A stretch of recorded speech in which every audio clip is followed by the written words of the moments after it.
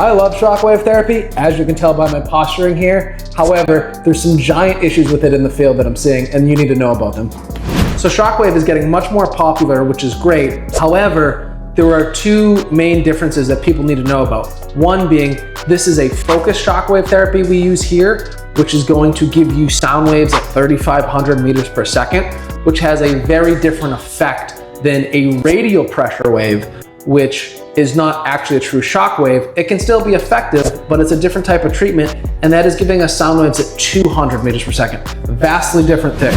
The other problem I see happening is people can buy these devices on Amazon and have zero training, zero experience with them, and do these treatments and say, I do shockwave therapy. So one of my problems is if you go somewhere else and you get shockwave and it didn't work, well, maybe it's like you went to McDonald's versus you went to the Capitol Grill and got it at somewhere where someone was experienced and trained in the execution of it and understands the research and the literature on it like we do here, because we go to all the conferences on it. One time I actually walked into a clinic to network and I told them we do shockwave. They were like, oh, we do too.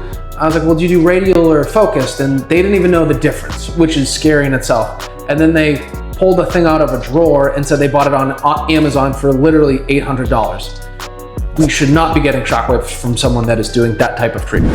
Here at Barbell Therapy, we use Stores Medical and Cure Medics.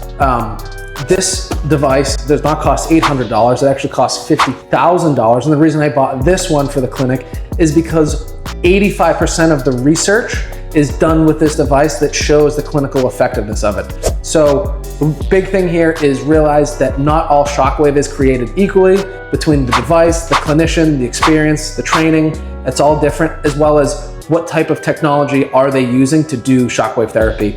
And if you're gonna get shockwave therapy somewhere, be sure to ask and know what type they're using. If you have any questions about shockwave therapy, let us know below in the comments.